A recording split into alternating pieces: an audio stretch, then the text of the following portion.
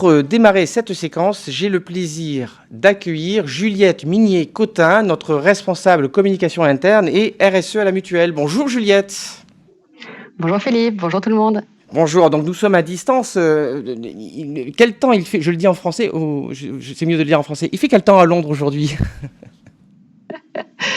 Écoute, il fait pas vraiment un temps à aller boire un café en terrasse. Bon, très bien. Revenons à des choses plus sérieuses. On parle de responsabilité. On l'a évoqué tout le long de cette matinée. Juliette, ça signifie quoi la responsabilité en temps de crise?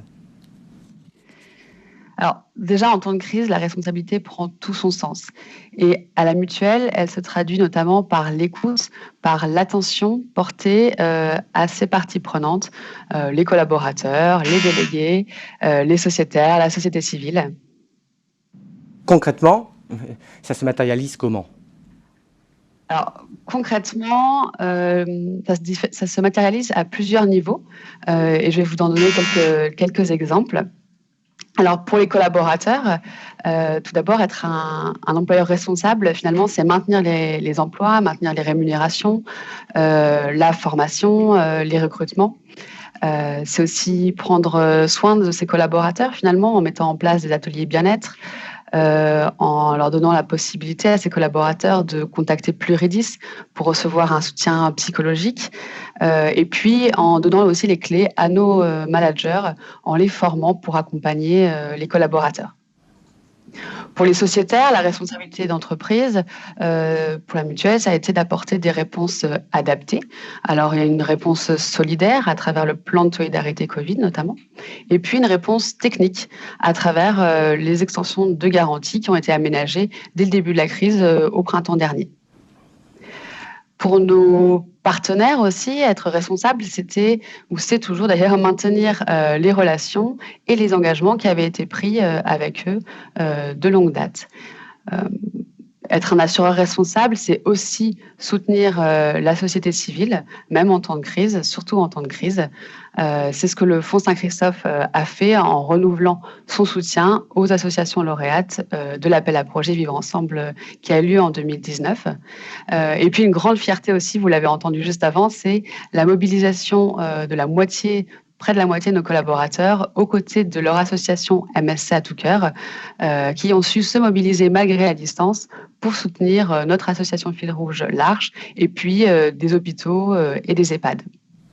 Et puis, je conclurai aussi sur notre rôle d'assureur responsable dans la participation, notre contribution au fonds de solidarité mis en place par l'État. Oui, tout à fait. Et c'est une question aussi qu'on nous pose de plus en plus souvent. Et en termes d'environnement, est-ce que des engagements ont été pris?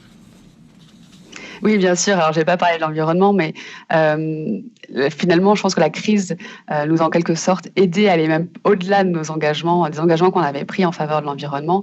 Alors, pour citer quelques exemples, on a réduit notre consommation de papier en dématérialisant certains de nos processus, par exemple la gestion de nos factures.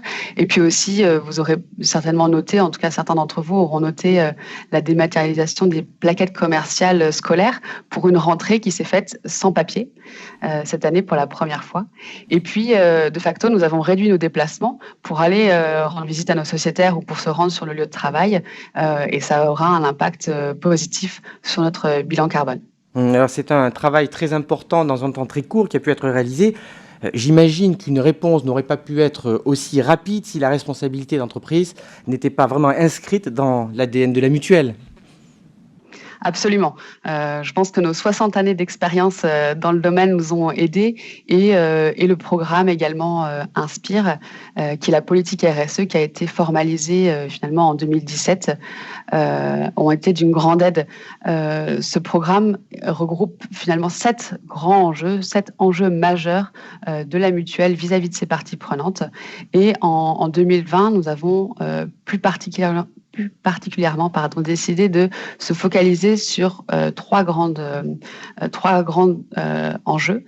L'accessibilité de nos offres et de nos sites aux personnes en situation de handicap, mais aussi la maîtrise de la consommation de nos ressources, et puis la valorisation de notre politique RSE pour faire rayonner cette politique, que chacun puisse s'en emparer et bien la comprendre. Merci Juliette. Justement, on parle de la construction du futur. Je vous propose maintenant d'illustrer en images notre démarche responsable au sujet de la construction de nos offres et services. La Mutuelle Saint-Christophe a toujours eu à cœur de s'appuyer sur ses délégués pour co-construire ses offres. En entrant dans une démarche d'assurance responsable, nous formalisons de façon méthodique ce que nous avons toujours fait, à savoir être à l'écoute de nos sociétaires pour répondre pleinement à leurs besoins. La démarche d'assurance responsable repose sur 4 grands principes. Concrètement, il s'agit de penser chacune de nos offres de sorte à renforcer la confiance de nos sociétaires en les accompagnant dans le décodage de nos offres, être acteur de prévention et aider nos sociétaires à se prémunir contre les risques, protéger l'environnement au cœur de nos activités et soutenir l'économie en rendant nos offres accessibles. Renforcer la confiance de nos sociétaires, finalement, c'est quoi? C'est faire preuve de transparence et de clarté. Nous nous devons, en tant qu'assureurs, de bien expliquer les garanties qui sont incluses dans nos contrats d'assurance et, à contrario, celles qui n'y sont pas, qui en sont exclues. Notre objectif, c'est donc de rendre nos communications à la fois lisibles, compréhensibles et accessibles. Alors, comment? Tout d'abord, en optimisant nos parcours clients. C'est important que toute personne puisse accéder à nos offres, à nos informations, nos contenus et également, par exemple, faire un devis, quel que soit le canal qu'elle utilise. Ensuite, en faisant un réel travail de pédagogie dans l'explication de nos offres. Et enfin, en rendant nos offres accessibles aussi aux personnes en situation de handicap. Pour cela, depuis 1 an, nous avons repensé notre site web, nos espaces sociétaires et aussi notre contenu numérique pour le rendre accessible grâce, par exemple, à un meilleur contraste des couleurs, à une taille de police adaptée, à la mise en place de balises sur nos images ou encore la mise en place de sous-titres lors de nos vidéos. Une offre plus responsable, c'est aussi une offre qui inclut des solutions en termes de prévention. Une bonne démarche de gestion, c'est toujours un équilibre entre le transfert du risque résiduel à l'assurance et une démarche de prévention. À la Mutuelle Saint-Christophe, nous avons toujours eu à cœur d'aider nos sociétaires dans leur démarche de prévention, notamment avec l'aide de l'association Saint-Christophe. Cela nous permet d'offrir des offres d'assurance avec services dédiés en option ou en inclusion. Par exemple, une offre sevrage tabagique sur les contrats santé ou la réalisation de fiches prévention, incendie ou intrusion pour les diocèses plus récemment. C'est aussi une offre qui participe à la préservation de l'environnement.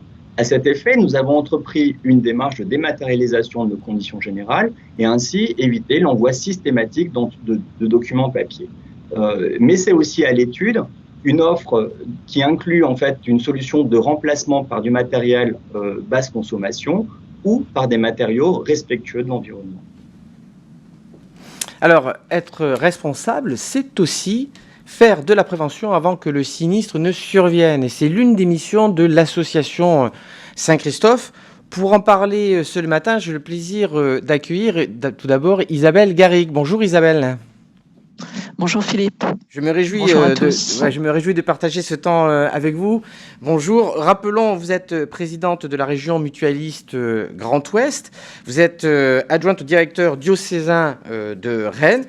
Vous êtes également vice-présidente de l'association Saint-Christophe. Pouvez-vous nous rappeler, Isabelle, s'il vous plaît, le cercle vertueux de la prévention orchestré par l'association Saint-Christophe? Eh bien Philippe, dans le cadre d'un fonctionnement mutualiste, les actions de prévention ne peuvent se concevoir qu'en co-construction avec les sociétaires ou leurs représentants. Et à ce titre-là, le conseil d'administration avait réaffirmé 2 souhaits. Le premier souhait, c'était que les propositions de l'association Saint-Christophe soient le plus étroitement possible liées au cœur des métiers de la mutuelle Saint-Christophe, c'est-à-dire l'assurance. Et le second souhait qu'avait formulé l'association Saint-Christophe, c'était la vigilance sur les nouveaux besoins exprimés par les sociétaires en matière de prévention, c'est-à-dire à la fois écoute, comme toujours, et prospective. Et vous parlez de co-construction. Pouvez-vous nous donner quelques exemples où cette co-construction a été mise en œuvre et comment ça a permis de mettre en place un dispositif de prévention pour nos sociétaires, justement? Alors, quelques exemples qui peuvent être donnés. Eh bien, dans l'automobile, par exemple, une formation a été construite avec l'Automobile Club Prévention, à destination évidemment des conducteurs. Et pour l'organisation d'une journée de stage, cette structuration s'est faite avec l'aide précieuse des congrégations sociétaires qui étaient les publics visés. Et les représentants des congrégations ont pu donc participer et contribuer à l'organisation non seulement du contenu du stage, pédagogie, adaptation aux attentes particulières et organisation d'une journée type. Mais on a d'autres exemples dans le domaine, par exemple, de l'assurance des dommages aux biens. La Fondation des monastères avait proposé en effet un partenariat qui consistait à actualiser un guide pour la préparation de la visite de la commission de sécurité dans les établissements. Et cette préparation de la visite de la commission de sécurité s'est faite en fait sous deux formes, puisque c'était la demande qui était faite, l'une sous forme numérique et l'autre sous forme d'une brochure qui a été offerte gracieusement au monastère. Et puis, dans le domaine plus particulier de la sécurisation des sites et dans le milieu scolaire, avec la participation de l'enseignement catholique de Bruxelles cette fois-ci, donc toujours les représentants de nos sociétaires, il a été réalisé un clip pour apprendre aux enfants du premier degré, ce qui n'est pas un public adulte, donc avec des méthodologies particulières, et bien un clip pour qu'ils puissent intégrer les consignes d'évacuation en cas d'alerte incendie. Et ce clip est aujourd'hui accessible à tous sur le site de la mutuelle. Donc voilà quelques exemples. Merci Isabelle pour ce témoignage et merci aussi pour cet engagement au sein de l'association Saint-Christophe, dont le secrétaire est Jean-Dominique Maunoyeur, que je salue, qui est votre voisin. Vous êtes voisin, en tout cas vous êtes dans la même région de Bretagne. Pour continuer à parler de l'association, j'ai le plaisir de retrouver Brigitte Guilhem. Bonjour Brigitte. Bonjour Philippe. Bonjour Philippe et bonjour à tous. Bonjour Brigitte. Je vous rappelle que vous êtes présidente de la région mutualiste de Paris et vous êtes trésorière de l'association Saint-Christophe. En quelques mots Brigitte, est-ce que vous pouvez nous rappeler les différentes missions de l'association ?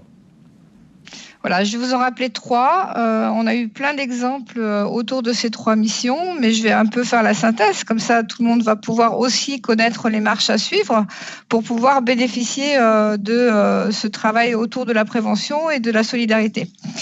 Alors, l'association Saint-Christophe accompagne ses adhérents de plusieurs manières. Alors, elle finance des stages sur sollicitation des instances ou des inspecteurs commerciaux. Ces stages de sensibilisation et d'information concernent au choix les risques liés aux personnes, aux biens, à l'automobile. Chaque année, environ 25 stages sont organisés. On en a entendu déjà des exemples. On peut trouver des exemples autour de la prévention des risques d'incendie, la préparation de la visite de commissions de sécurité pour les ERP, la construction et la mise à jour d'une cartographie des risques. Deuxième manière, nos sociétaires sont eux-mêmes à l'initiative d'actions de prévention que nous voulons soutenir et dans la limite de 500 € par action et par année d'assurance. Nos sociétaires peuvent directement ou par l'intermédiaire des inspecteurs et des services de la mutuelle solliciter une aide financière. En 2019, ce sont plus de 110 sociétaires qui en ont bénéficié. Et puis une troisième manière, enfin, il y a bien sûr Saint-Christophe Solidarité. On en a eu de formidables témoignages tout au long déjà de cette matinée. Habituellement, ce sont près de 100 000 € qui sont versés afin d'apporter une aide d'urgence à des victimes de dommages exceptionnels, ce qu'on dit de dommages non couverts. Et ce montant a été doublé en 2020 pour accompagner nos sociétaires en ces temps de crise comme vu précédemment. Merci Brigitte, je pense que c'est très clair sur les missions de l'association. Merci pour votre engagement également. Isabelle, nous sommes dans la co-construction, vous êtes l'illustration de la co-construction. Mais justement, la co-construction, c'est ce dont on parle dans la prochaine vidéo. Comme je suis dans le secteur des établissements scolaires, j'ai envie de faire une comparaison avec un délégué de classe. Voilà, je suis finalement un observateur privilégié du secteur des établissements scolaires. J'écoute, je questionne et lorsque la mutuelle m'a proposé d'être délégué, j'ai dit oui pour faire remonter toutes ces informations vers la mutuelle, afin qu'elle puisse construire des solutions qui soient vraiment adaptées aux besoins de ses sociétaires. Le monde va très vite, les évolutions très rapides, et il faut que la mutuelle puisse être, elle aussi, apporter des solutions en phase avec la réalité. C'est un rôle d'ambassadeur. Pour moi, je porte les préoccupations de mes pairs, je les représente auprès de la mutuelle, et je fais également en sorte de développer les relations entre la mutuelle et les sociétaires établissements scolaires. Je les mets en relation avec l'inspecteur, qui est notre interlocuteur privilégié. Le délégué, je trouve que c'est un élément fondamental dans la vie de la mutuelle. Le délégué, c'est un double lien. C'est le lien entre les assurés et la mutuelle, et le lien entre la mutuelle et les assurés. Et c'est cette réciprocité dans le lien qui est source de richesse. Les commissions nationales de la Mutuelle Saint-Christophe s'inscrivent dans notre modèle mutualiste, dans notre ADN.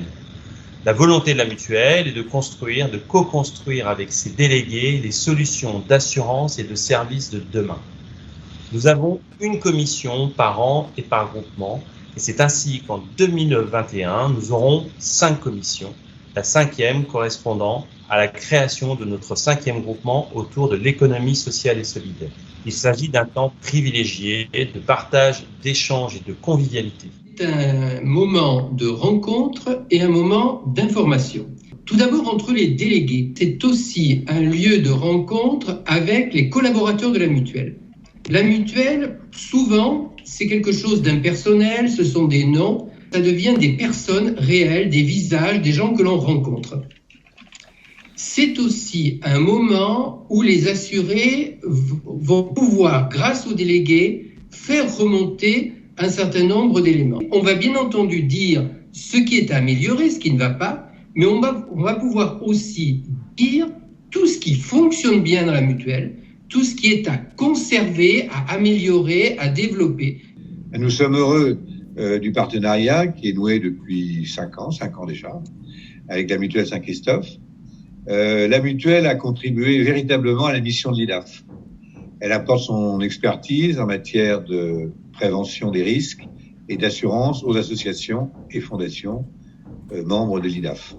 Cette relation marquée par une dimension éthique importante s'est renforcée dans le temps et évolue encore. Je dirais qu'en cette année particulière, nous avons identifié de nouvelles attentes et problématiques de nos membres que nous avons partagées avec la mutuelle. Cette vision partagée se traduit par un nouveau projet, la création d'un comité éditorial co-animé par la mutuelle et l'IDAF. Voilà, je prends quelques secondes pour remercier tous les délégués et partenaires qui ont accepté de porter leur témoignage. Ce sont des vidéos qui ont été également enregistrées en distance. Donc merci pour ce temps consacré et merci de s'être prêté à cet exercice. Je retrouve Juliette. Juliette, justement, pour parler de co-construction. Comment nos délégués s'intègrent dans cette démarche, dans notre démarche de co-construction ? Alors, Philippe, les délégués sont la richesse de notre mutuelle et depuis maintenant 4 ans que j'ai rejoint la mutuelle, je me rends compte que c'est vraiment pas une simple formule quand on parle de richesse. Et en tant qu'assureur responsable, nous souhaitons formaliser et renforcer le dialogue que nous avons avec nos délégués. Nous avons besoin de leur regard sur notre démarche pour avancer et aller ensemble vers les attentes de nos sociétaires. Et en fait, c'est en partie ce que nous faisons déjà depuis toujours via les commissions nationales. Alors, là, je te tends une perche. On parlait du programme Inspire. Ça, justement, s'agissant du programme RSE de la mutuelle, comment organiser cet échange ? Alors, c'est important qu'on en parle parce que nous avons imaginé rassembler un groupe de travail qui se réunira 1 à 2 fois par an autour des questions de responsabilité d'entreprise. L'idée de ce groupe de travail, c'est d'élargir le rôle des délégués en les impliquant dans cette démarche pour qu'ils aient déjà leur mot à dire sur les actions qui sont mises en œuvre et puis aussi pour qu'ils se positionnent en tant qu'ambassadeurs et qu'ils puissent faire rayonner la démarche dans leur région. Alors, délégués, je m'adresse à vous. Nous avons besoin de vous et dès 2021, notamment sur le projet d'assurance responsable pour échanger sur les questions de méthodologie de la labellisation de nos offres. L'appel à candidature est lancé. Donc, si vous êtes intéressé, vous pouvez nous le remonter directement dans le fil. Nous collecterons les noms. Mettez bien votre nom pour dire que vous êtes intéressé, puisque les messages arrivent de manière anonyme. Nous les transmettrons à Juliette ou écrivez-nous à la boîte service.mutualité@msc-assurance.fr et nous communiquerons avec Juliette. Juliette, je sais qu'il y a déjà des candidats. Nous avons échangé en début de semaine. Il y a déjà des délégués candidats. Et pour tous nos délégués qui se posent la question, c'est très sympathique de travailler, très agréable et très professionnel de travailler avec Juliette. On parle de responsabilité sociale, ça veut dire qu'il faut se poser aussi des questions sur le futur du travail. Et pour en parler, j'ai le plaisir de recevoir Agathe Credos, notre directrice des ressources humaines, de la communication interne et de la RSE. Bonjour Agathe. Bonjour Philippe et bonjour à tous. Bonjour, alors... Quelles leçons pouvons-nous tirer de l'expérience que nous avons vécue sous l'angle de l'organisation du travail ? Alors effectivement, parmi les enseignements de la crise, il y en a un qui est majeur et qui va concerner effectivement nos modes de travail. Et cette crise, finalement, elle nous pousse en mode accéléré à imaginer notre modèle de demain. Dans ce cadre-là, notre enjeu, finalement, il est de trouver le juste équilibre. Juste équilibre entre le travail à distance, qu'on a beaucoup expérimenté cette année, et bien sûr, le travail sur site. Et sans trop se tromper, on peut dire qu'à la mutuelle, on sera entre le tout virtuel et le tout présentiel. La réponse est bien évidemment au milieu. Pour trouver et affiner la solution, en tout cas, l'objectif, il est de trouver une organisation efficace demain, après crise, qui puisse finalement répondre à 3 objectifs.